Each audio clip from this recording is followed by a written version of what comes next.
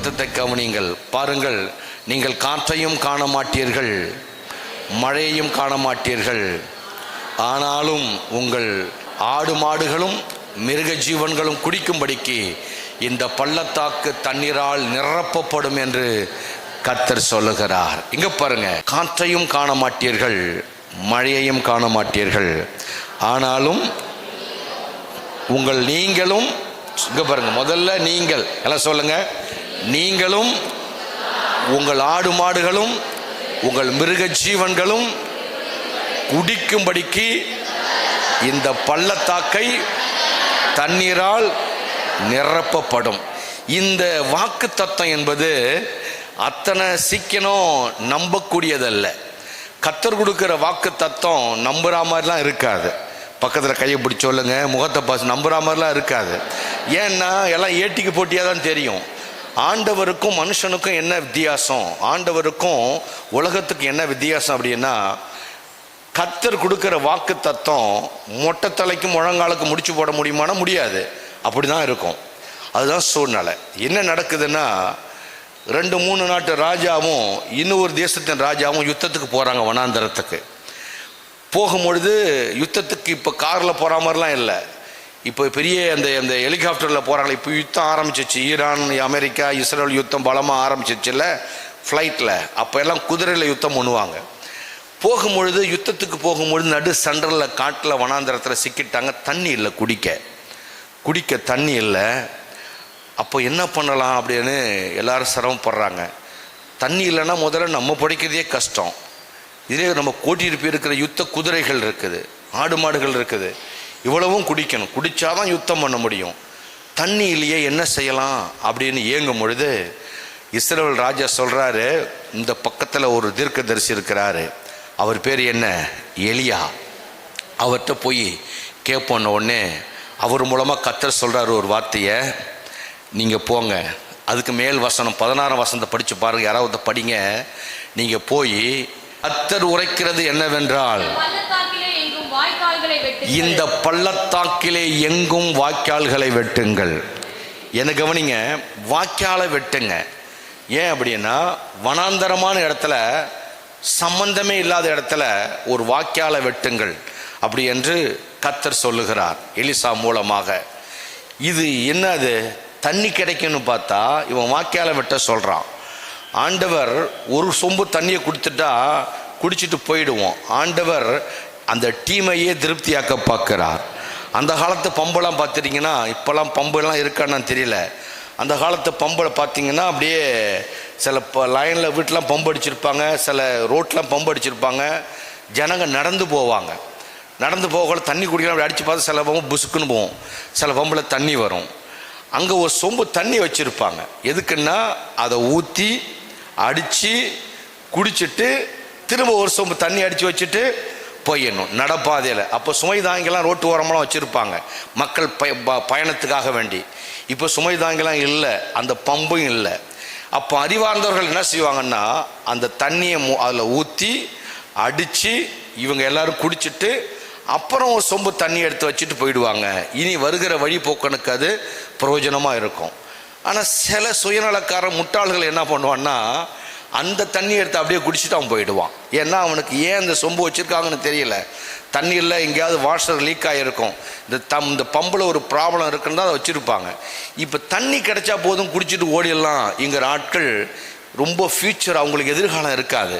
அவங்க தரிசனம் இல்லாதவர்கள், கிடைச்சது போதும் அம்பிடிச்சு கொம்பிடிக்காங்கிறாங்கல்ல, இந்த மாதிரி ஆட்களுக்கு என்ன நடக்காதுன்னா, தரிசனம் இல்லாதவர்கள் தான் கிடைச்சதை பிடிங்கி சாப்பிட்டு ஓடிக்கிட்டு இருப்பாங்க.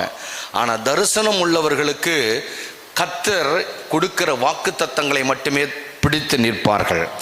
கர்த்தர் என்ன சொல்றார் தெரியுமா, சம்பந்தமே இல்லை, வாய்க்காலை வெட்டுங்கிறார். அப்படின்னா என்ன அர்த்தம், நீ ரெடியாக, தண்ணி மழை பெய்யுது, தண்ணி எங்கே நிற்கும், பள்ளத்தாக்கு வேணும்ல, வாய்க்காலை வெட்டுங்கிறார். வாய்க்காலை வெட்டுன்னு சொன்ன உடனே இவர்கள் வாய்க்கால்களை வெட்ட ஆரம்பித்தார்கள்.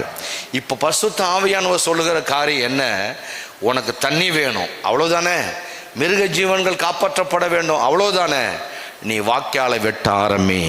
அப்படி என்றால் ப்ரிப்ரேஷன், ஆயத்தப்படு. இனி நடக்க போகிற அற்புதத்திற்கு நீ முந்தி ஆயத்தப்பட வேண்டும். எல்லாம் ஆயத்தம் என்று சொல்லுங்க பார்க்கலாம்.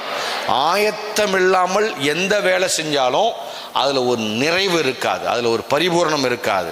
வாய்க்கால வெட்டு என்று சொல்லுகிறார். உடனே வாய்க்கால வெட்டிட்டாங்க. ஆனால் என்ன சொல்றார் தெரியுமா?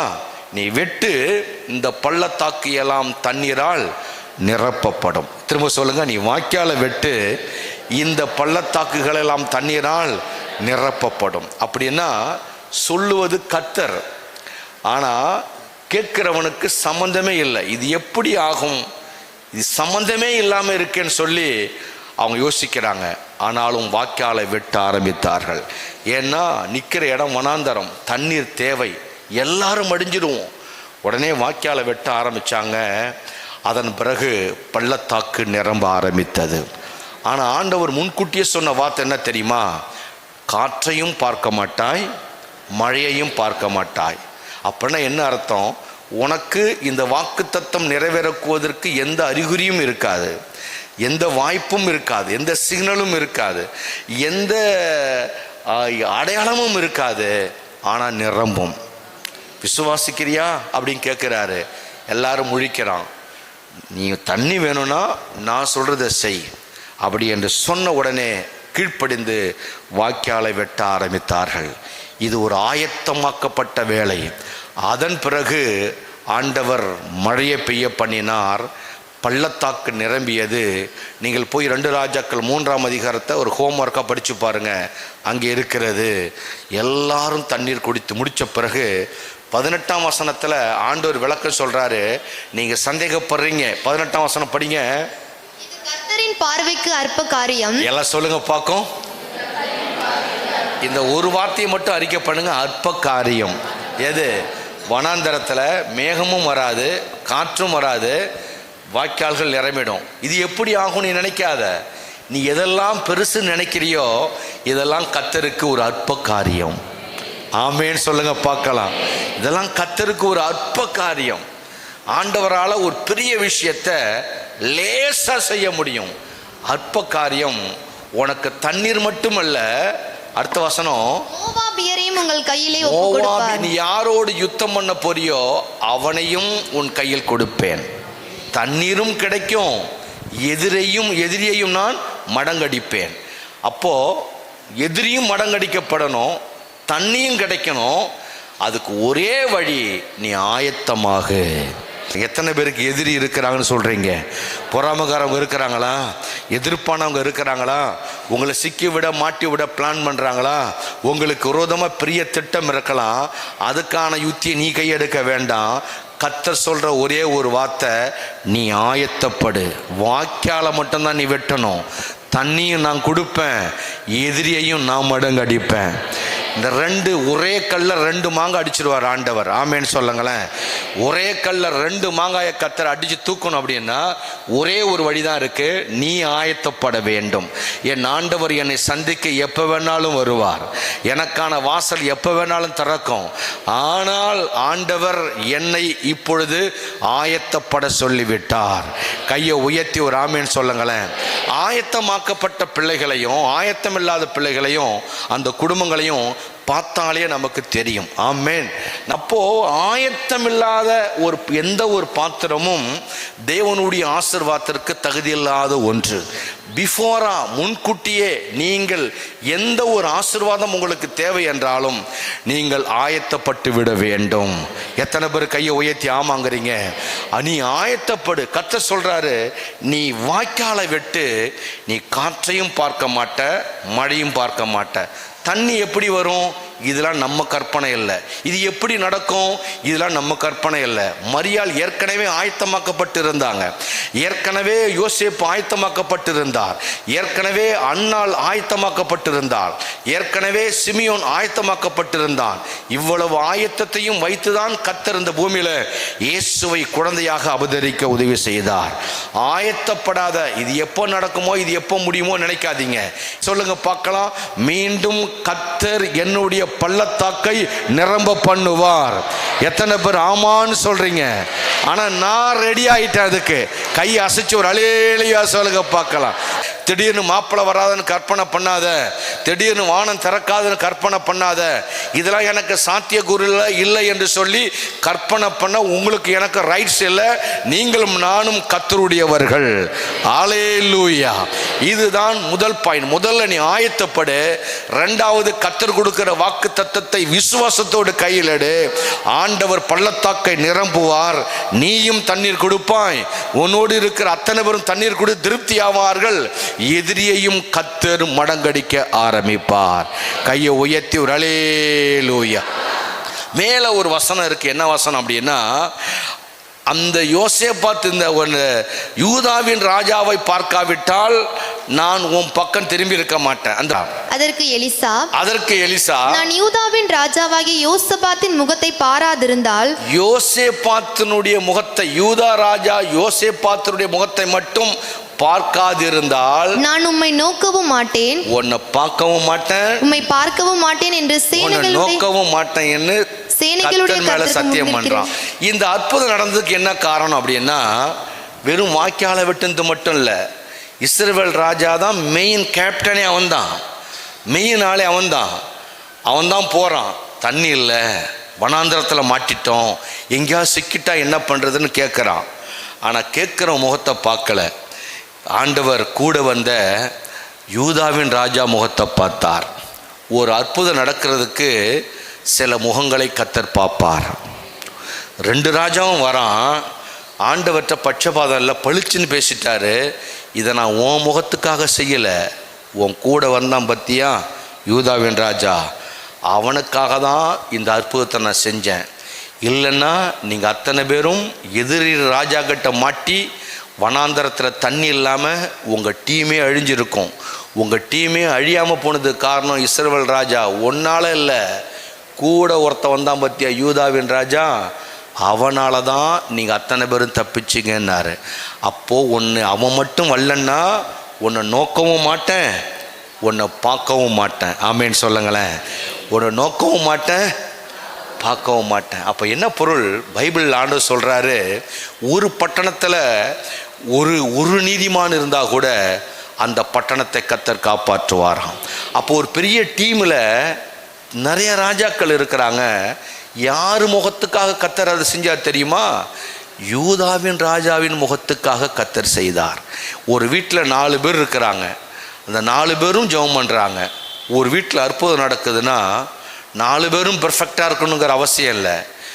ஒருவன் ஒரு பட்டணத்தில் ஒரு வீட்டில் உத்தமமாக நின்றுட்டா அந்த முகத்திற்காக கர்த்தர் பள்ளத்தாக்கை நிரப்புவார். அப்போ முகம் பார்க்குற கர்த்தர் அவர். சொல்லுங்க பார்க்கும், ஆண்டவரே என் முகத்தை பாருங்க ஆண்டவரே. அப்படி நம்ம ஜெபம் பண்ண முடியுமா? நம்ம முகத்தை பார்த்து கர்த்தர் வானத்தை திறப்பாரா? என் பிள்ளை தான் அப்படி ஆயிட்டான், என் முகத்தை பாருங்க ஆண்டவரே, என் முகத்தை பாருங்க ஆண்டவர். நீங்கள் சொல்ல வேண்டாம், நீங்கள் சொல்லி தான் அவர் செய்யணுங்கிற அவசியம் இல்லை.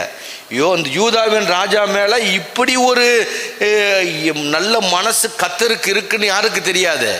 யூதாவின் ராஜாவுக்கே தெரியாது. ஆனால் ஆண்டவர் எல்லாருடைய முகத்தையும் அவர் ஸ்கேன் பண்ணி வச்சிருக்கிறாரு. இவனுக்கு இந்த ஆசீர்வாதம் தகுதி இல்லை, இவனை பார்த்தாலே எனக்கு எரிச்சலாக வருது, இவனை பார்த்தாலே எனக்கு கோபம் வருது, இவன் முகத்தை பார்த்தாலே இவன் ஏன் என் மூஞ்சில் முழிச்சாங்கிற மாதிரி இருக்கு அப்படிங்கிற மாதிரி இஸ்ரவேல் ராஜா மேலே ஆண்டவருக்கு அவ்வளவு ஒரு கோபம் இருக்கு. ஆனால் சைலண்டாக வருகிற யூதாவின் ராஜாவை பார்த்தாரு. ஆஹா, இவன் கூட இவனு வந்துட்டானே, இவனை நினச்சி கைவிட்டுட்டா இவனும் மாண்டுடுவானே, இவனும் அழிஞ்சிடுவானே, இவனை விட்டு கொடுத்து விடக்கூடாது என்பதற்காக கர்த்தர் மனம் இறங்க ஆரம்பித்தார். காலையிலே ஆவியானவர் சபைக்கு பேசுவதை கவனிங்கள். நம்முடைய முகத்தை கர்த்தர் பார்க்கும் பொழுது இந்த முகத்துக்காக எதையாக ஒன்று செய்தாக வேண்டும் என்று கர்த்தர் மனம் இறங்குகிற அளவுக்கு நம்முடைய முகம் தேவனுக்கு பிரியமானதாக இருக்க வேண்டும். எத்தனை பேர் ஆமான்னு சொல்கிறீங்க? இப்போ இந்த மாதம் பள்ளத்தாக்கு நிரம்பும், தண்ணீரை குடிப்பீங்க, மகிழ்ச்சியாக இருப்பீங்க. தண்ணீர் என்பது பசுமை, செழிப்பு, அது வறட்சி நீங்கி ஒரு வாழ்வு. ஆண்டவர் அதை செய்ய வேண்டும் என்றால் நாம் செய்ய வேண்டியது ஆயத்தம், நாம் செய்ய வேண்டியது விசுவாசம். யாருடைய முகத்தை வைத்து கர்த்தர் ஒரு குடும்பத்தில் அற்புதம் செய்ய முடியும்? கணவன் மனைவி 2 பேர் இருக்கிறாங்க, கணவன் ரொம்ப மோசமாக இருக்கிறாரு, மனைவி முகத்தை பார்த்து கர்த்தர் அந்த கணவனை காப்பாற்றுவார். அப்பா அம்மா ரொம்ப மோசமாக இருக்கிறாங்க, பிள்ளைகளுடைய முகத்தை பார்த்து கர்த்தர் அந்த குடும்பத்தில் இரக்கம் வைப்பார். திருச்சபையே, உங்கள் குடும்பத்தில் யார் முகத்தை பார்த்து கர்த்தர் அற்புதம் செய்வார்? யார் முகத்தையும் பார்க்க வாய்ப்பில்லை அப்படின்னா தேவனுடைய பள்ளத்தாக்கு, தேவனுடைய நிறைவான மழை நம் குடும்பத்தில் வர வாய்ப்பில்லை. ஒரு நிமிடம் கண்களை மூடி இந்த வாக்கு தத்தத்துக்கு நம்ம அர்ப்பணிக்க போகிறோம். ஆனால் தேவன் நம்முடைய முகத்தை பார்க்க வேண்டும். கர்த்தர்ட்ட நம்மகிட்ட பாவங்கள் இருக்கும், குறைகள் இருக்கும். அப்பா, என்னை மன்னியும் என்று நீங்கள் கேட்கலாம், என் மேல் மனமிறங்கும் என்று நீங்கள் கேட்கலாம். தேவன் மன்னிக்கிறவர். என் முகத்தை பாருங்க ஆண்டவரே, என் முகத்தை பாருங்க ஆண்டவரே. வாய்களை திறந்து கர்த்தருக்கு ஸ்தோத்திரம் சொல்லுவோமா? வாய்களை திறந்து கர்த்தருக்கு ஸ்தோத்திரம், ஸ்தோத்திரம். தேவனே, என் முகத்தை நீ பார்க்கும் பொழுது அற்புதம் செய்ய வேண்டும். இன்னைக்கு நான் விசுவாசிக்கிறேன், இன்னைக்கு நான் விசுவாசிக்கிறேன் ஆண்டவரே. ஆண்டவர் எனக்கு அற்புதம் செய்வார், ஆண்டவர் எனக்கு அற்புதம் செய்வார். என் பள்ளத்தாக்கு நிரம்பும். இயேசு கிறிஸ்துவின் நாமத்தில் இந்த மாதம் என் பள்ளத்தாக்கு நிரம்பும், இந்த மாதம் என் பள்ளத்தாக்கு நிரம்பும். அதை நான் விசுவாசிக்கிறேன். விசுவாசிக்கிறேன் என்றால் நீ செயல்பட ஆரம்பிக்க வேண்டும். வாய்க்கால்களை வெட்டுங்கள் என்றால் வெட்ட வேண்டும். அதுல நீ காம்ப்ரமைஸ் ஆகக்கூட தயாராக. வாய்க்காலை வெட்டுனா வெட்டணும், அதான் விசுவாசம். நான் சூப்பரா உட்கார்ந்திருப்பேன், வாயில மட்டும் தான் விசுவாசிப்பேன் அப்படி என்பது அல்ல. நாம் செயல்களில் நம்முடைய நடைமுறையை மாற்ற வேண்டும். நம்முடைய பேச்சும் நடையும் செயலும் விசுவாசத்தை நோக்கி இருக்க வேண்டும், விசுவாசத்தை நோக்கி இருக்க வேண்டும். இப்பொழுது மார்ச் மாதம் நீங்கள் வறண்ட நிலையில் எக்குப்புக்கான நிலையில் எதிரி கையில் சிக்கியிருந்தால் பயப்பட வேண்டாம். நீங்கள் கர்த்தருடைய சமூகத்தில் அமர்ந்திருக்கிறீர்கள். கர்த்தர் சொல்லுகிறார், நீ வெற்றி பெறுவதற்கான எந்த அறிகுறியும் இல்லை, எந்த வாய்ப்பும் இல்லை. நீ காற்றையும் காண மாட்டாய், மழையையும் காண மாட்டாய், ஆனால் உன் பள்ளத்தாக்கு நிரம்பும். திருச்சபையே, உன் ஆயுதத்தை கையில் எடு, வாய்க்காலை வெட்ட ஆரம்பி. தேவன் தம்முடைய வானத்தை திறப்பார், மழை பொழிய ஆரம்பிக்கும், பள்ளத்தாக்கு நிரம்பும். எதிரி மடங்கடிக்கப்பட்டு ஆச்சரியப்படுவான். தேவனுடைய பலத்த கரம் உன்னோடு இருக்கிறதை நீ உணர்வாய், எதிரி உணர்வான். நீ ஒருவனே ஜெயிக்க இந்த உலகத்தில் பிறந்தவன். கையை உயர்த்தி கரங்களை தட்டி கர்த்தருக்கு ஸ்தோத்திரம், ஸ்தோத்திரம், ஸ்தோத்திரம், ஸ்தோத்திரம், ஸ்தோத்திரம், ஸ்தோத்திரம். இதை கர்த்தர் யாருக்காக செஞ்சா தெரியுமா? இஸ்ரவேல் ராஜா, நீ என்கிட்ட வந்ததுனால நான் உனக்கு செய்யல. யூதாவின் ராஜா மட்டும் உன்னோட வரலன்னா, அவன் முகத்தை நான் பார்க்கலன்னா நான் உன்னை நோக்கவும் மாட்டேன், உன்னை பார்க்கவும் மாட்டேன். நீ அவ்வளோ மோசமானவன். கர்த்தர்கிட்ட போகல, என் முகத்தை பார்த்து கர்த்தர் எனக்கு ஒரு அற்புதம் செய்வார். நம்முடைய முகத்தில் சூனியம் இருக்கக்கூடாது, நம்முடைய முகத்தில் அந்த மாறுபாடு இருக்கக்கூடாது, நம்முடைய முகத்தில் சுயநலம் இருக்கக்கூடாது, தந்திரம் இருக்கக்கூடாது. நம்முடைய முகத்தை கர்த்தர் பார்க்கும் பொழுது யதார்த்தவாதி வருகிறான், கபடற்றவன் வருகிறான், தவறே செய்தால் கூட துடிதுடிக்கிறவன் வருகிறான், யாருக்கும் தீங்கிழைக்காதவன் வருகிறான். இவனுக்காக ஒரு காரியம் செய்ய வேண்டும் என்று உன் முகத்தை பார்க்கும்போது கர்த்தர் ஒரு அற்புதம் செய்ய வேண்டும். உன் முகத்தை கர்த்தர் பார்க்கும் பொழுது கபடனாக, திருடனாக, ஒரு காரியத்தை கொளுத்தி விடுகிறவனாக, தூற்றி திரிகிறவனாக, அங்க ஒன்றும் இங்க ஒன்றும் பேசுகிறவனாக, இப்படி மாறி மாறி மாறுபாடான மனநிலை உள்ளவனை கர்த்தர் திரும்பி பார்ப்பதில்லை, அவனுக்கு ஒரு அற்புதமும் செய்வதில்லை. உங்களுக்கு கர்த்தர் பேசுகிறார், நீங்கள் எந்த நபரோடு கூடி போகிறீர்கள்? நீங்கள் கூடி போகிற நபர் நல்ல நபரா? அந்த நபருடைய முகத்தை வைத்து கர்த்தர் உங்களை ஆசீர்வதிப்பாரா? இல்லை நம்மளை விட கேடு கெட்டவனோட நம்ம டிராவல் பண்ண நம்ம நிலைமை என்ன ஆகும்? நம்மளும் கெட்டு அவனும் கெட்டு, அவன் மேலே வர தேவ கோபம் நம்மளையும் அடிச்சிடும். நம்மளை விட கேடு கட்டவும் பின்னாடி நம்ம போகக்கூடாது. நம்மளை விட ஏதாவது ஒரு பகுதியாகிலும் கொஞ்சம் நல்லவன் பின்னாடி பயணிக்கும் பொழுது, நல்ல குடும்பத்தோடு பயணிக்கும் பொழுது, அந்த குடும்பத்துக்கு மேலே வருகிற கிருபை நமக்கும் வர ஆரம்பிக்கும். இதுதான் ஆவியானவர் முதல் செக்ஷனில் பேசுகிறார். இந்த வார்த்தைக்கு ஒப்பு கொடுப்போம். தகப்பனே, எங்களோடு பேசின நல்ல வார்த்தைக்காய் நன்றி. இயேசுவின் நாமத்தில் பிதாவே, ஆமேன், ஆமேன். வாக்கு அடுத்தது கர்த்தருடைய செய்திக்கு நேராக கடந்து செல்ல போகிறோம். இந்த அரை மணி நேரத்துக்குள்ள பெரிய செய்தி உங்கள் கையில் கொடுக்க போகிறேன். ரொம்ப அதுக்காக தான் போர்டு வச்சேன். பைபிளை திறந்து ஆதியாகமம் புஸ்தகம் 49ஆம் அதிகாரத்தை திருப்பிக் கொள்ளுங்கள். ஆதியாகமம் புஸ்தகம் 49 22 25 வரைக்கும் 3 வசனங்களை 1 அப்படின்னு போட்டு, யோசேப்பு 7 ஆசீர்வாதங்கள், 7 ஆசீர்வாதங்கள். ஆமென். வார்த்தையை படிக்கலாமா? அப்பா பிள்ளைக்கு கொடுக்கிற ஆசீர்வாதம். எல்லாம் சேர்ந்து வசந்த படிக்கலாமா? யோசேப்பு கனிதரும் செடி, அவன் நீரூற்றண்டையில் உள்ள கனிதரும் செடி, அதன் கொடிகள் சுவரின் மேல் படரும். வில் வீரர் அவனை மனமடிவாக்கி அவன் மேல் எய்து அவனை பகைத்தார்கள்.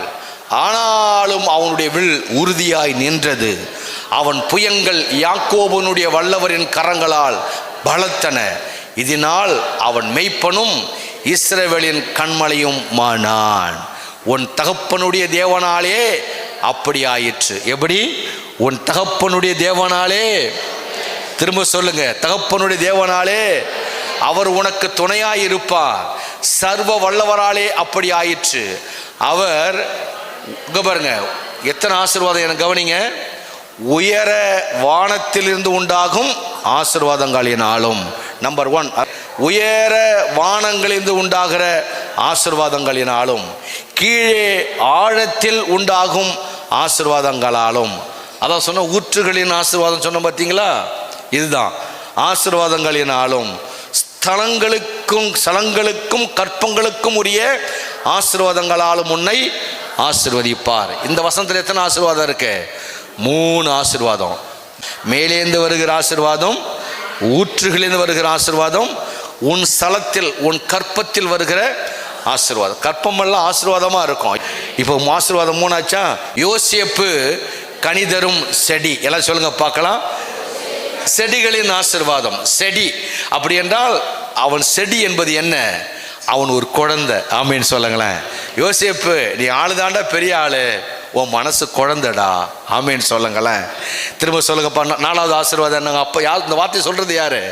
அவங்க அப்பா சொல்றாரு, நீ ஆளுதாண்டா பெரிய ஆளு, ஹைட்டு வைட்டா இருக்கிற, ராஜாவா ஆயிட்ட, உனக்கு நிறைய காரியம் உண்டு, உன் மனசு குழந்த மனசடா அப்படிங்கிறார். செடி என்பது ஒரு சின்ன ஒரு பூச்செடிக்காகவும் பார்த்துக்கணும், குழந்தை நீ. அடுத்தது, நீ குழந்தை மட்டும் இல்லை, அவன் நீரூற்றண்டையில் கனிதரும் செடி. அவன் சாதாரண செடி அல்ல, நீரூற்றண்டையில் மலட்டு செடி இல்லை, நீ கனிதரும் செடி. ஆமேன்னு சொல்லுங்களேன். நீ குழந்தையிலேயே கனி கொடுத்தவன், அதனால தான் பிரிஞ்ச உடனே தவிச்சு அழுதான். நீ கனி கொடுக்கிற செடிடா. நீ பக்கத்தை கைப்பிடி சொல்லுங்க பார்க்கலாம். நீ ஆளுதான் பெரிய ஆளு, நீ கனி கொடுக்கிற செடி. ஆமேன்னு சொல்லுங்களேன். ஆசீர்வாதம் 4, கனி கொடுக்கிற செடி. ஆசீர்வாதம் 5, அதன் கொடிகள் சுவரின் மேல் படரும். அது ஆங்கில பைபிளை காலையே உட்காந்து படிக்க போல இங்கிலீஷ் வார்த்தைக்கு போட்டிருக்க ஆங்கிலத்தில் அதன் கொடிகள் சுவரின் மேல் படரும். அதுக்கு ஆங்கில பைபிளை போட்டிருக்குது, அவன் அவனுடைய பிரான்ச் கிளைகள். ஆமேன்னு சொல்லுங்களேன். நீ தனி ஆள் இல்லடா, ஒரு ஆள் நீ செடி நினைச்சிடாத, உன்னை கொண்டு பல கிளைகள் உற்பத்தியாக போகிறது. நான் சொல்றேன், என்னை கொண்டு பல கிளைகள் உற்பத்தி ஆகும். நீங்க எத்தனை பேர் சொல்றீங்க என்னை கொண்டு பல கிளைகள் உற்பத்தி ஆகும்? ஆங்கில பைபிள்ல பிரான்ச்னு போட்டிருக்குது, இந்த பைபிள்ல கொடிகள் படருன்னு போட்டிருக்கு, பிரான்ச். அப்படின்னா நீ செடின்னு நினைச்சிடாதடா, வெறும் செடி இல்லை, நீ கனிதரும் செடி. இதோட செடின்னா அப்படியே அறுத்து போட்டுற மாட்டாங்க, உன்னை யாரும் அறுக்க முடியாது. நீ படருவ, பல பிரான்ச் உன் மூலமா. இதனுடைய பிரான்ச் இங்க இருக்கு, இதனுடைய பிரான்ச் இங்க இருக்குங்கிறாங்கல்ல. யோசேப்பின் பிரான்ச் தேசம் எங்கும் படரும். அப்பா கொடுத்த வாக்குத்தான். 23 வசனம், வில் வீரர் அவனை மனமடிவாக்கி. உன்கிட்ட நீயே செடிதான், ஆனா உன்னை பார்த்தா பால் வடிகிற முகம் போல தெரியும், உன்னை ஈஸியா அட்டாக் பண்ணிடலான்னு வில் வீரன்லாம் வருவான்.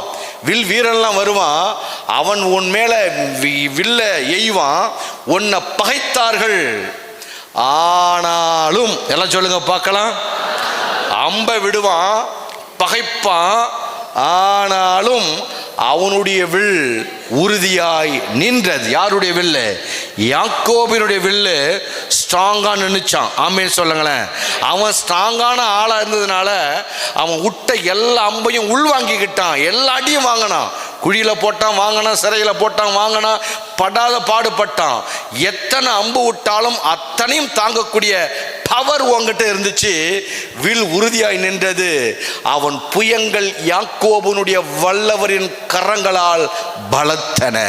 அப்படின்னா என்ன அர்த்தம்? எதிரி உன்னை அட்டாக் பண்ணுவான், நீ தான் ஜெயிப்ப. ஆமேன் சொல்லுங்களேன். எதிரி எதை அட்டாக் பண்ணுவான், நீ தான் ஜெயிப்ப. எதிர்ப்பை பத்தி நீ கவலைப்படாத. இந்த வாக்கு தத்தம் சொன்னது யார் தெரியுமா? பெத்த அப்பா சொன்னான். அத்தனை பிள்ளை, 13 பிள்ளை பெத்தாளு, 12 ஆண் பிள்ளை. மூத்த பிள்ளைக்கு தான் இந்த வாக்கு தத்தம் போயிருக்கணும். 11ஆவது பிள்ளை யோசேப்புக்கு சொல்றாரு இந்த வார்த்தைய, உன்னுடைய வில் தாண்டா நிற்கும், எதிர்ப்பு வரும், நீ தான் ஜெயிப்பாய். வாக்கு தத்தம் எத்தனை? இதோட முதல்ல 3, 4, 5, 6. அடுத்தது அடுத்த வாக்கு தத்தம் படிங்க. இதனால் எல்லாம் சொல்லுங்க பார்க்கலாம். எதனால? உனக்கு பிரச்சனை வந்ததுனால, உனக்கு எதிர்ப்பு வந்ததுனால, வில் வீரன் உன்னை அட்டாக் பண்ணதுனால. உங்களுக்கு ஒரு விஷயம் சொல்றேன் கவனிங்க. ஒருத்தன் உன்னை எதிர்த்துக்கிட்டே இருக்கிறான், பிரச்சனை பண்ணிக்கிட்டே இருக்கிறான்னா உன்னை கர்த்தர் டெவலப் பண்றாருன்னு அர்த்தம். உன்னை ஒருத்தன் அட்டாக் பண்ணிக்கிட்டே இருக்கிறான், உரசிக்கிட்டே இருக்கிறான்னா உன்னை கர்த்தர் உலக மாதிரி அடையாளப்படுத்த போறாருன்னு அர்த்தம். இதனால் எல்லாம் சேர்ந்து படிங்க. அவன் மெய்ப்பனும் இஸ்ரவேலின் கண்மலையும் ஆனார். மெய்ப்பனும் நீதான், கண்மலையும் நீதான். அப்படின்னா அதாவது ஸ்டோன் காட், கர்த்தருடைய மலையாம. பைபிள் எப்படி போட்டிருக்கு? ஆங்கில பைபிள்ல கர்த்தரின் மலைடா நீ. யார் சொல்ற? திரும்ப சொல்லுங்க பார்க்கும். நீ மனுஷனே கிடையாது. எப்படி துவங்குறாரு? செடியும் துவங்குறாரு. எப்படி முடிக்கிறாரு? மலைன்னு முடிக்கிறாரு. நீ கர்த்தரின் மலை. எத்தனை பேர் ஆமான்னு சொல்றீங்க? திருச்சபையே உங்களை பார்த்து இன்னைக்கு கர்த்தர் 3வது மாதம் சொல்லுகிறார், நீ சாதாரண செடி நினைச்சிடாத, நீ ஒரு மலை. நல்ல கையை தட்டி ஹல்லேலூயா. கர்த்தரின் மலை. இது யார் சொன்ன அந்த வாக்கு தத்தத்தை? அப்பா சொல்றாரு, நீ மெய்ப்பன் மட்டுமல்ல, கர்த்தரின் மலை நீ, கண்மலை நீ. அப்ப 7 blessing யாருக்கு கிடைச்சது? யோசேப்புக்கு. ஆமேன் சொல்லுங்களேன். நம்பர் 2, ஈசாக்கு. பைபிள் ஈசாக்குன்னு போடுங்க பார்க்கும். ஆதியாகமம் புஸ்தகம் 26ஆம் அதிகாரத்தில் ஈசாக்கு 100 மடங்கு. யோசேப்புக்கு எத்தனை ஆசீர்வாதம்? 7 ஆசீர்வாதம். ஈசாக்கு எத்தனை ஆசீர்வாதம்? 100. ஈசாக்கு வந்து யோசேப்புக்கு தாத்தா.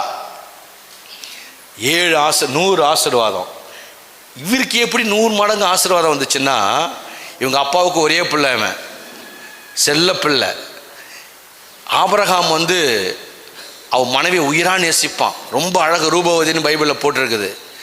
இவன் 2 பேரும் ஆம்பளையா இருக்கக்குள்ளே அம்மா இறந்துட்டாங்க. வீட்டில் பொம்பளை பிள்ளை இல்லை. ரொம்ப வேதனை. அதுக்கப்புறம் தான் ரெபேக்கால கல்யாணம் பண்ணி சேர்க்குறாங்க.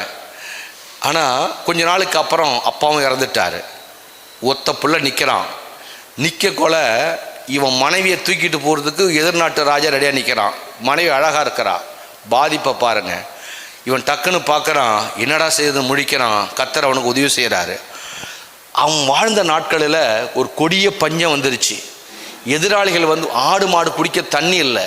இவன் துறவு தோன்றான், எதிரி துத்து போடுறான். உங்களுக்கு புரியுமா? இதெல்லாம் பொல்லாத விஷயம். ஒன்று சொல்கிறேன், ஒருத்தன் உரசனம் அப்படின்னா நீ பயந்துடாத, நீ டெவலப் ஆக போகிறன்னு அர்த்தம். இந்த ஈசாக்கு உரசறான். மனைவியத்தோட பார்க்குறான், குழி தோண்ட துத்து போட்டுக்கிட்டே வரான். மனமடி வாகமாகாதா? கூட அப்பம் வேற இல்லை, ஒத்த புள்ள, அந்நிய நாட்டில் இருக்கிறான். இப்போ டக்குன்னு ஒரு முடிவை மாத்துறான். சரி, நம்ம இங்கே இருந்தால் சரி வராது, நம்ம அப்படி தான் நினைப்போம், இடத்த மாற்றிடுவோம். சொல்லுங்க பார்க்கும். இது மனித இயல்பு. நகோமி அப்படி தான் பண்ணா. இடத்த மாற்றி புருஷனும் பிள்ளையும் பறி கொடுத்துட்டா. இடத்த மாற்றுவோன்னு முடிவு பண்ணா. உடனே கர்த்தர் வரார், பெரிய தப்பவன் பண்ண போகிறான் அப்படின்னு. கர்த்தர் சொல்கிறாரு, வார்த்தையை படிக்கலாம். ஈசாக்கு அந்த தேசத்தில் விதை விதைத்தான். கர்த்தர் அவனை ஆசீர்வாதத்தினாலே அந்த வருஷத்தில் 100 மடங்கு பலன் அடைந்தான். அவன் ஐஸ்வர்யவான் ஆகி, எல்லாம் சொல்லுங்க, வர வர வர வர விருத்தி அடைந்து மகா பெரியவான் ஆனான். கர்த்தர் அவன் லைஃப்பில் இன்வால்வ் ஆகி சொல்கிறாரு, ஈசாக்கு நீ திரும்ப எகிப்துக்கு போயிடாத. அந்த பெரிய பஞ்சம், அதே அதிகாரம் தான் ஃபர்ஸ்ட்ல இருக்கு துவக்கத்தில். ஆண்டவர் வந்து சொல்கிறாரு, பயந்து மட்டும் பின்வாங்கிடாத. படிங்க. கர்த்தர் தரிசனமாகி 2ஆம் வசனத்தில், எகிப்துக்கு திரும்ப பின்வாங்கி போயிடாத, இங்கேயே குடியிரு. ஆமேன்னு சொல்லுங்களேன். இப்போ ஊர் தான் பஞ்சமா இருக்க, அதான் ஃபர்ஸ்டே சொன்னேன், எல்லாம் எதிர்மறையா இருக்க. பஞ்சம் பிழைக்கணும், இந்த கர்த்தருக்கு கொஞ்சம் கூட கவலை இல்லையா? அவன் எங்கெங்கேயோ பிழைச்சிக்கிட்டு இருக்கிறான், நீ இங்கே இரு, எகிப்துக்கு போயிடாத அப்படின்னு சொல்றாரு. பெரிய பஞ்சம். இப்போ பஞ்சத்தோட மட்டும் விடலை, பஞ்சத்தில் நீ விதைங்கிறார் ஆண்டவர். அவன் விதைச்சான் பாருங்க. ஆண்டவர் எப்படி தெரியுமா? பிரச்சனையும் வர வைக்கிறாரு, பஞ்சத்தையும் வர வைக்கிறாரு. சொல்லுங்க பார்க்கும். பிரச்சனை வந்துச்சுன்னா மென்டல் டிப்ரெஷன் வரும், தெரியுமா உங்களுக்கு? மென்டல் டிப்ரெஷன் வந்து ஃபிசிக்கல் டிப்ரெஷனை விட ரொம்ப மோசம். ஃபிசிக்கல் டிப்ரெஷனுக்கு ஓய்வு எடுத்தால் போதும். மென்டல் டிஃப்ரென்ஸ் ரொம்ப ரொம்ப அது வந்து ரொம்ப நம்ம மைண்டை போட்டு நம்மளை கொண்டுடாது. ரொம்ப மன அழுத்தத்தை கொடுத்துருச்சு. ஊரை விட்ட ஓடிடலாங்கிறான். கர்த்தர் கூப்பிட்றாரு, போகாத, இங்கே இரு. பிரச்சனைக்காக பயந்து அக்கறைக்கு இக்கரை பச்சை தான். நீ மாறி ஓட ஓட உன் நிலைமை மோசமாயிடும். இங்கே இருங்கிறாரு. இங்கே எப்படி ஆண்டவரே இருக்க முடியும்? ஊரெல்லாம் பஞ்சம். நான் சொல்லிட்டேன் உனக்கு அப்படிங்கிறார். ஏற்கனவே ஒரு வாக்குத்தத்தம் சொன்ன பாருங்க, வனாந்தரம், மழை இல்லை, வாய்க்கால வெட்டுனாரு. இப்போ சொல்றாரு ஊரெல்லாம் பஞ்சம், எல்லாம் வச்சிருந்த விதையெல்லாம் சாப்பிட ஆரம்பிக்கிறான். நம்ம ஊரில் பஞ்சம் வந்தால் விதையை சாப்பிடுவாங்க. எனக்கு தெரிஞ்சு முதல்ல ஒரு 30 வருஷத்துக்கு முன்னாடி ஒரு பஞ்சம் நம்ம ஊரில் வந்துச்சு, மழையே வராமல். அந்த காலத்தில் விதையை என்ன செய்வாங்கன்னா கோட்டை கட்டி வாசலில் போட்டிருப்பாங்க. கோட்டையாக கட்டி 4 கோட்டை 5 கோட்டை கணக்கெல்லாம் விதை நெல்னு போட்டிருப்பாங்க. அந்த காலத்தில் தெருக்கூத்து நடக்கும், ஊரெல்லாம் கூத்து நடக்கும். எல்லாம் கூத்து பார்க்க போனதுக்கு அப்புறம் திருநந்திக்கு தோல் வச்சுட்டு போயிடுவான். அது புது எங்கள் வீட்டில் கோட்டையை காணும், மூட்டையை காணும்பானுவேன். இல்லை யாருன்னு கேட்டால் இந்த பணங்கள் குடிக்கிற ஆட்கள்லாம் அந்த நாட்களில் இந்த வேலையை பார்ப்பான். இப்போல்லாம் அந்த சத்தத்தையே காணும் பாருங்க. அப்படி ஒரு நல்ல ஊரை நம்மெல்லாம் பிறந்தோம். அந்த விதையை எல்லாரும் வச்சுருந்தான் பாருங்க, எல்லாம் விதையை சாப்பிட ஆரம்பிச்சிட்டான். ஆனால் ஆண்டவர் ஒரு ஐடியா கொடுத்தாரு, பஞ்சன்னு பார்க்காத, சூழ்நிலைன்னு பார்க்காத, நான் உன்னோட இருக்கிறேன், நான் உன்னோட தான் இருக்கிறேன். காற்றை பார்க்காத, பஞ்சத்தை பார்க்காத, நான் ஒரு ஐடியா கொடுக்குற செய்கிறியான்னாரு. செய்கிற ஆண்டவரே, பஞ்ச காலத்தில் எல்லாம் விதையை சாப்பிட்றான், நீ பஞ்ச காலத்தில் விதையை விதைக்க ஆரம்பி அப்படின்னா. ஆனால் ஏற்றுக்கொள்வதற்கு வாய்ப்பே இல்லை. பஞ்ச காலத்தில் ஈசாக்கு விதை விதைத்தான். பைபிளில் போட்டுக்க பாருங்க. ஈசாக்கு அந்த தேசத்தில் நல்ல நாளில் விதைக்கல, பஞ்ச காலத்தில் விதை விதைத்தான். கர்த்தர் அவனை ஆசீர்வாதத்தினால அந்த வருஷத்துல 100 மடங்கு பலன் அடைந்தான். அப்ப ஈசாக்கு பெற்றது எவ்வளவு? யோசேப்பு பெற்றது எவ்வளவு? இதெல்லாம் உங்களுக்கு வாக்குத்தத்த செய்தி. ஆமீன் சொல்லுங்களேன். 3வது இதை பீட்டடிச்சு ஒரு பெண் வந்தா. யார் அவள்? 7 மார்க்கு, ஒருத்தனுக்கு 100 மார்க்கு. இன்னும் ஒருத்தி அடிச்சா பாரு ஒரு அடி. யார் சொல்லுவா? ரெபேக்காள். எழுது பகல் ரெபேக்காள் 24ஆம் அதிகாரம். ரெபேக்காளை வாழ்த்தி எல்லாம் சேர்ந்து 24:60 படிங்க. என் சகோதரியே, நீ கோடா கோடியாய் பெருகுவாயாக. ஒரு கையை தட்டுங்க பார்க்கலாம். இப்ப நீ கோடி எழுதுல, கோடி. யோசேப்புக்கு எத்தனை ஆசீர்வாதம்? ஈசாக்கு எத்தனை ஆசீர்வாதம்? இவன் 2 பேரையும் போட்டு முழுங்கினது யாரு? பெண்கள் தான் ஆசீர்வாதத்தில் சீனியர்.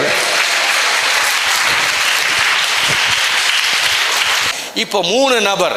யோசேப்புக்கு 7 மடங்கு ஆசீர்வாதம், ஈசாக்குக்கு 100 மடங்கு ஆசீர்வாதம், ரெபேக்காளுக்கு கோடி ஆசீர்வாதம். இப்போ பார்த்துட்டோம்ல, இதோட போறது இல்லை மெசேஜ். இப்போ மெசேஜை திருப்பி தலைகட பார்க்க போறோம். இப்போ இந்த கோடி ஆசீர்வாதத்திற்கு பேசிக் என்ன? 100 ஆசீர்வாதத்திற்கு பேசிக் என்ன? 7 ஆசீர்வாதத்துக்கு பேசிக் என்ன, அடித்தளம் என்ன, இதை மட்டும் கற்றுக்கிட்டோம், உங்களை பீட்டடிக்க ஆள் இல்லை. அதான் ஃபர்ஸ்டே சொன்ன, யார் ஒருவன் ப்ரிப்பரேஷனாக இருக்கிறானோ அவனை நம்பி கர்த்தர் வாசலை திறந்துடுவார். நீ பணத்தை கொண்டாவது சாக்கு நிறைய கையில் கொடுத்துக்க, அப்புறம் நீ முழிப்பன்னு தெரிஞ்சால் கொடுக்க மாட்டார் ஆண்டவர். இவன் கோடி ரூபாய்க்கு பிளான் பண்ணி ரெடியாக இருக்கிறான்னா கர்த்தர் பொத்துன்னு வானத்தை திறப்பார். நான் சொல்கிற பெரிய ஐடியா என்னன்னா, பைபிள் சொல்லுது, உன் ஆத்துமா வாழ்வது போல உன் இருதயம் எப்படி இருக்கிறதோ அப்படியே நீ இருப்பாய். இங்கே பாருங்க, யோசேப்புக்கு 7 மடங்கு ஆசீர்வாதம் எப்படி வந்துச்சு, 100 மடங்கு எப்படி வந்துச்சுன்னா, யோசேப்பை ஆசீர்வதிச்சது யாரு? செய்தியை கவனிங்க. அவங்க அப்பா யாக்கோபு பிளஸ் பண்ணார். நான் கேட்குறேன், 13 பிள்ளையை பெற்றவன் 11வது பிள்ளையை மட்டும் இப்படி ஆசீர்வதிக்கிறான் அப்படின்னா அவங்ககிட்ட என்ன சிறப்பு இருந்திருக்கும்? இதான் தியானம். திருச்சபையே ஆசீர்வாதங்கிறது வெறும் ஜெபத்தில் வர்ற விஷயம் இல்லை. பெந்தேகோஸ்தேக்காரன் 12 மணி நேரம் ஜெபம் போட்டோம், 100 மணி நேரம் ஜெபம் போட்டோம், 7 மணி நேரம் ஜெபம் போட்டோம். இந்த ஜெபம் என்பது சரிதான். இது வெறும் ஜெபம் வச்சு வெறும் தண்ணியை பாய்ச்சினா விளைஞ்சிடாது. விதையை விதைக்கணும், நிலத்தை பண்படுத்தணும். இந்த செய்தி உங்களை அடுத்த எல்லைக்கு கொண்டுட்டு போக போகுது. 3 மாதம் தான் ஸ்டார்ட் ஆகுது, நமக்கு மிச்சம்னு 7-8 மாதம் பரிபூர்ணமாக இருக்கிறது. இந்த வருஷமே நீங்கள் ஜெயிச்சிட முடியும், இந்த வருஷமே நீங்கள் சாதிச்சிட முடியும். அதுக்கு தான் இந்த பைபிள் டீச்சிங். இது விளையாட்டல்ல, இது ஆவியானவர் கற்றுக் கொடுக்குற ரகசியம். இது 13 பிள்ளையை பெற்றவன் 11வது பிள்ளையை மட்டும் யோசேப்பை பிளஸ் பண்ணுறான்னா இவன் அப்பா பிள்ளை. ஆமேன்னு சொல்லுங்களேன். இவன் அம்மா இவங்க அப்பாவுக்கு ரொம்ப செல்ல மனைவி. அந்த உயிராய் நேசிக்கிறவளுக்கு பிறந்த முதல் பிள்ளை. யோசேப்பும் பெஞ்சமீனும் கர்த்தருக்கு ரொம்ப பிரியம். ஆனால் பெஞ்சமீனை விட யோசேப்புக்கு தான் இவ்வளோ பெரிய வாக்கு தத்தம். அப்பாவுடைய மனதை குளிர பண்ணின யோசேப்பை அப்பா 7 மடங்கு ஆசீர்வாதம்னு சொன்னார். ஈசாக்குக்கு 100 மடங்கு ஆசீர்வாதம். அவன் ஆசீர்வதிச்சு, அவன் அப்பா இல்லாத பிள்ளை. இங்கே முதல்ல அப்பா பிள்ளை. வாக்குத்தத்தத்தை பாருங்க, முதல் பிள்ளை யார் பிள்ளை? அப்பா உயிரோடு இருக்கிற பொழுதே ப்ளஸ் பண்ணிட்டாரு. ஆனால் இவன் அப்பா இல்லை, அம்மாவும் இல்லை, அந்நிய தேசத்தில் நிற்கிறான். தகப்பனை போல ஒரு கர்த்தர் கூட வந்து, ஈசாக்கு பயந்துடாத, எகிப்துக்கு போயிடாத, ஈசாக்கு தைரியமாக இங்கேயே இரு, காலம் பஞ்சம் நினைக்காத, பஞ்சத்தை பார்க்காத, எதிரியை பார்க்காத, நீ ஊற்று தோண்டிக்கிட்டே இருக்கிற, ஒருத்தன் துத்து போட்டு வந்துக்கிட்டே இருக்கிறான், அதை நான் பார்க்குறேன். இப்போ அவன் கண்ணுக்கு முன்னாடி உன்னை நான் ஹைலைட் பண்ண போகிறேன். அவங்ககிட்ட சண்டை போடாத, எதிர்க்காத. நான் சொல்கிறேன், பஞ்ச காலத்தில் என் வார்த்தைக்கு கீழ்ப்படி, எகிப்துக்கு போயிடாத, பின்வாங்கிடாத, வேற ஒரு ஸ்தலத்துக்கு போயிடாத, என் ஸ்தலத்தில் நெல். நீ விதையை என்னுடைய நாமத்தில் என்னுடைய பேரை சொல்லி விதையை விதைக்க ஆரம்பி. இதே பட்டணத்தில் நான் உன்னை ஆசீர்வதிப்பேன்னு சொன்னார் ஆண்டவர். கேட்பதற்கு ஒத்துக்கொள்ளுவதற்கு 1% கூட வாய்ப்பே இல்லை. இப்போ நம்ம என்ன பிரச்சனை, நமக்கு கீழ்ப்படிகிறதுக்கு நம்ம ரெடி, ஆனால் சொல்கிறத பார்த்தா கீழ்ப்படிவதற்கு எந்த அறிகுறியுமே இல்லையே. எதன் அடிப்படையில் கீழ்ப்படுகிறது? கீழ்ப்படிவதற்கு சாத்திய குறை இல்லை. ஆனால் கர்த்தர் சொன்னார் என்பதனாலே ஈசாக்கு கீழ்ப்படிந்தான். 100 மடங்கு ஆசீர்வாதத்தை கர்த்தர் கொடுத்தார். இப்போ 3வது கோடி அடிச்சா ஒரு பொண்ணு ரெபேக்கா. இவளை ஆசீர்வதிச்சது யாரு? சகோதரன். ஆமேன்னு சொல்லுங்களேன். இப்போ பிளெஸ்ஸிங்கினுடைய பவர் அதிகமாகுது. பிளெஸ்ஸிங் பண்ண நபர் மாறுறான். ரெபேக்காளுடைய அழகு என்ன தெரியுமா? ரெபேக்காளுடைய அழகு என்ன? நீட்டு கூந்தல், மடிப்பான கழுத்து, அந்த அழகல்ல, அவள் சுறுசுறுப்பானவள். ஆமேன்னு சொல்லுங்களேன். உலகம் சொல்கிற அழகல்ல, சுறுசுறுப்பானவள். அவள் வீட்டில் ஒரு பெண் அல்ல, ஒரு ஆண் போலவே இருந்தா. இங்கே பாருங்க, அந்த வீட்டில் உள்ள அத்தனை ஆடு மாடுகளுக்கும் ஊற்றில் தண்ணி மொண்டியே ஊற்றியே அந்த குடும்பத்தை வாழ வைத்த பெண்மணி ரெபேக்காள். இளம் வயசில் சின்ன வயசில் காளை மாதிரி அந்த வீட்டில் ஒரு காளை மாதிரி. ஆமேன்னு சொல்லுங்களேன். வீட்டில் காளை மாடு இருந்தால் அந்த மாட்டினுடைய காலை பாருங்க, சிகப்பாக இருக்கும், கீழே உழுது உழுது உழுது உழுது விவசாயம்லாம் முடிஞ்சதுக்கப்புறம் விட மாட்டான். அப்புறம் போர் அடிக்க அடிச்சிருப்போம், அவன் தாள் அடிக்க அடிச்சிருப்போம். அந்த மாடு இருக்கிற வரைக்கும் அந்த மாட்டை விற்றுட்டு அந்த மாட்டுக்காரன் அழுவான், அந்த மாட்டை மேய்ச்சவன் அழுவான். அந்த மாடை கொடுக்கவே மனசு இருக்காது. அந்த வீட்டை உழைச்சி கை தூக்கி விட்டவள் தான் ரெபேக்காள். உழைப்பாளி. எல்லாம் சொல்லுங்க பார்க்கும். இந்த ஈசாக்குக்கு பொண்ணு பார்க்க வராங்க. இப்போ எது ரெண்டு மேட்ச் ஆகுது? எப்படி மேட்ச்? எது மேட்ச் ஆகுது? 1000ம் 100ம் கோடியும் ஒன்றாய் இணைகிறது. ஒன்றாய் இணைந்தா இதனுடைய பிளஸிங் எப்படி இருக்கும்? நீ சோம்பேறியா இருந்தா ஒரு சைபர் கிடைக்கும் உனக்கு. இவள் கோடி. பொண்ணு விட்டு விட்டு வெளியே கிளம்புறா. போயிட்டு வரேன்னு சொல்லுவாங்கல்ல. போயிட்டு வரேன்ன உடனே அம்மா அழுவா ஒரு பக்கம், அப்பா அழுவா ஒரு பக்கம். ஒவ்வொரு அழுகைக்கும் ஒரு அர்த்தம் இருக்கும். இவளும் அழுவா ஒரு பக்கம். என்ன சொல்லி அனுப்பி வைப்பாங்க? ஆனால் இந்த ரெபேக்காலை பார்த்து அவன் அண்ணன் சொன்னான், கூப்பிட்டான், நெத்தியிலே முத்தமிட்டான். என் சகோதரியே, என் வீட்டை விட்டு போகிறாய், மகிழ்ச்சியோடு போய் வா, நீ கோடாய் கோடியாய் பெருகுவாயாக. இப்போ நமக்கு இந்த ஆசீர்வாதம் வேணும் தானே? அப்பனுடைய மனதை குளிர பண்ணினான், ஆண்டவரின் மனதை குளிர பண்ணினான், சகோதரன் மனதை குளிர பண்ணினான். நீங்கள் ஆப்பு வச்சுட்டீங்கன்னா இது ஒன்றுமே இருக்காது. இதுதான் பேசிக். குடும்பத்துக்கு கீழ்ப்படிங்க, கர்த்தருக்கு கீழ்ப்படிங்க, தகப்பனுக்கு கீழ்ப்படிங்க. தகப்பன் மனசை குளிர பண்ணுங்க, கர்த்தரின் மனசை குளிர பண்ணுங்க, சகோதரன் மனசை குளிர பண்ணுங்க. நீங்கள் 7 மடங்கு ஆசீர்வாதம், 100 மடங்கு ஆசீர்வாதம், கோடி மடங்கு ஆசீர்வாதம் கர்த்தர் கொடுக்க ஆரம்பிப்பார். கீழ்ப்படியலாமா? கீழ்ப்படியக்கூடாதா? இங்கே மனசை குளிர பண்ணுங்க. டென்ஷன் பண்ணாதீங்க யாரையுமே. உன்னை பெற்றதுனால உன் அப்பா அம்மா டென்ஷன் ஆகக்கூடாது. குறும்பு பண்ணுங்க, சரண்டர் ஆகிடுங்க, சமாதானம் ஆகிடுங்க.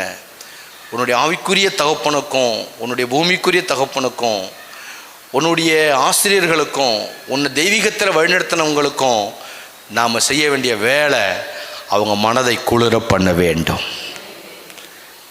எழுச்சி நிற்கலாம். அவங்க மனதை குளிர பண்ண வேண்டும், அவங்க மனதை குளிர பண்ண வேண்டும். இன்னைக்கு சின்ன பிள்ளைங்க எல்லாரும் தீர்மானம் விடுங்க. இன்னைக்கு இளம் பிள்ளைகளுக்கெல்லாம் கர்த்தர் வார்த்தையை பேசியிருக்கிறார். அவர்களுடைய மனதை நீங்கள் குளிர பண்ண ஆரம்பியுங்கள். ஆண்டவர் உங்களை ஆசீர்வதிப்பார். ஆண்டவர் உங்களை ஆசீர்வதிப்பார். தேங்க்யூ ஜீசஸ்னே. மறப்பேனோ உமது அன்பை, மண்டியிடுவே உன் பாதத்திலே.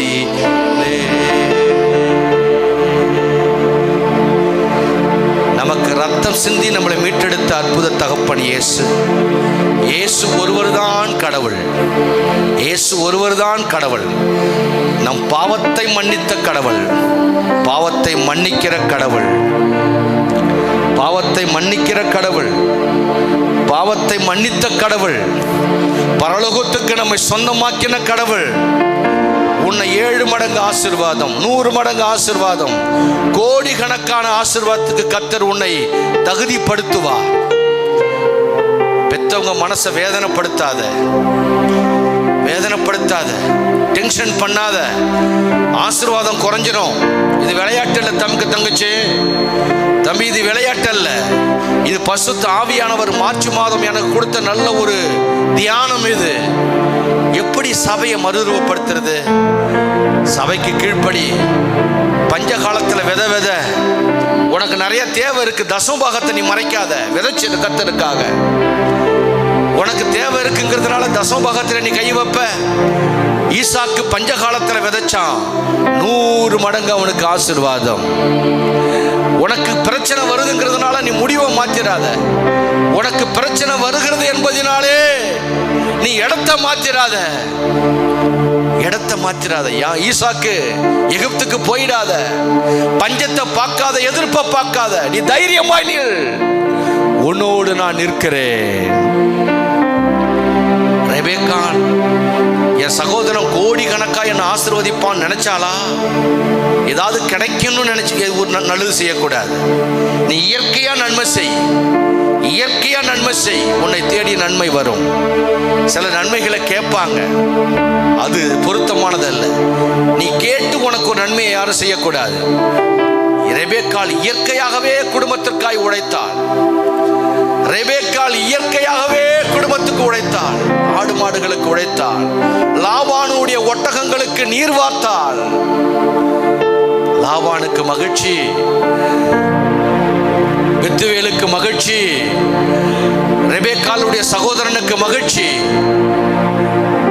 மகளே, போறியா? வாழ போறியா? வா, நான் உன்னை ஆசீர்வதிக்கிறேன். நீ கோடிகளுக்கு தலைவியாய் மாறுவாய். நீ கோடாய் கோடியாய் பெருகுவாய். அன்பு திருச்சபையே, சகோதரியே, நீ கோடா கோடியாய் பெருகுவாய். அன்பு சகோதரனே, நீ 100 மடங்கு ஆசீர்வாதத்தை பெறுவாய். யோசேப்பை போல 7 மடங்கு ஆசீர்வாதத்தை பெறுவாய். இன்னைக்கு ஒரு தீர்மானம் எடு. கசப்பை எடுத்து போடு, வருத்தத்தை எடுத்து போடு, கோபத்தை எடுத்து போடு. தேவன் உன்னை பெருக பண்ணுவார். கர்த்தர் உன்னோடு பேசுறது உண்மைன்னா இன்னைக்கு உன்னை கர்த்தருக்கு விட்டு கொடு. தகப்பனை சந்தோஷப்படுத்துங்கள். ஓனரை சந்தோஷப்படுறது அப்புறம், முதலாளியை சந்தோஷப்படுறது அப்புறம். நம்ம இல்லைன்னா அவனுக்கு வேற ஆளு. ஆனா கர்த்தர் ஒருவர் தான் கரம் பிடித்தவர், உடன்படிக்கை பண்ணினவர், மரண பரியந்தம் நம்ம கைவிடாத கர்த்தர் அவர். இன்னைக்கு நம்மோடு தேவன் பேசியிருக்கிறார். ஆயத்தப்படு. உனக்கு நாட்கள் இருக்கிறது, வயது இருக்கிறது. உன் தகப்பனை, உன் சகோதரனை, உன் ஊழியக்காரனை, உன் ஆவிக்குரிய பெற்றோரை நீ மகிழ்ச்சியாக்கு. ஆண்டவர் நம்மை ஆசீர்வதிப்பாராக. இயேசுவின் நாமத்தில் பிதாவே.